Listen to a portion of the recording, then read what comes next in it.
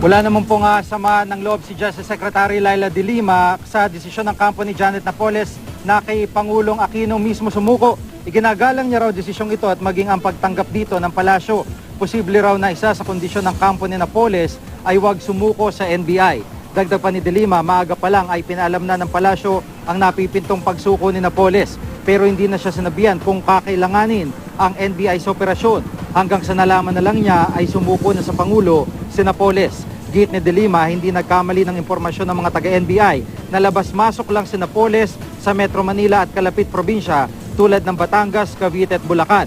Duda rin si De Lima na scripted ang naging pagsuko ni Napoles. Kahapon lang naman siya nagpadala ng surrender feelers. Maaari ring sumuko si Napoles dahil sa takot lalo pat may patong na siyang 10 milyong piso sa ulo. Malabo naman daw maging state witness si Napoles sa Manoy Pork Barrel Scam.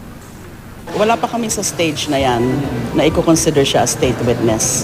Hindi naman ganun kadali ang isang akusado na maging state witness. Yung isa dyan, yung she does not appear to be the most guilty, dapat ganun, does not appear to be the most guilty.